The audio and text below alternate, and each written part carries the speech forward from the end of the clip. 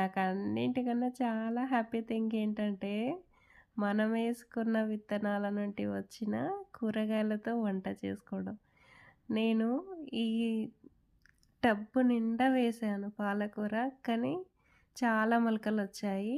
అలా పోంగా పోంగా లాస్ట్‌కి ఈ 4 మొలకలు మిగిలాయి. వీటిని ఈరోజే ఫస్ట్ హార్వెస్ట్ చేస్తున్నా. ఈరోజే కోస్తున్నాను. కోసి పప్పు చేసుకుందాం అనుకుంటున్నా. ఎందుకంటే ఇది కర్రీకి సరిపోయేంత అయితే లేదు. జస్ట్ పప్పు వరకు మాత్రం సరిపోతది.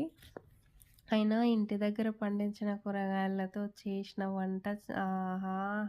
అమోఘమండి. చాలా రుచిగా ఉంటుంది. అందుకేనేమో పూర్వీకులు ఏ వంట చేసినా రుచిగా ఉండేది. మన పెద్దవాళ్ళు చెప్పేవాళ్ళు. ఇప్పుడు నువ్వెన్ని మసాలాలేసినా, ఎంత ఆయిలేసినా అసలు అంత టేస్ట్ రావట్లేదని మన పెద్దవాళ్ళు చెప్తున్నప్పుడు నేను విన్నాను.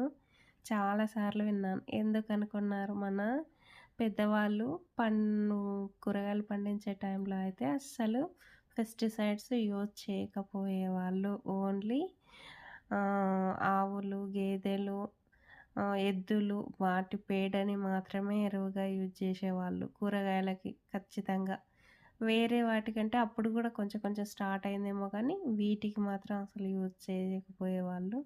కాబట్టి ఆ రుచి అనేది వాటిలో పోషకాలు గూడా అంత అద్భుతంగా ఉండేవి కాబట్టి ఆ రుచి వచ్చింది.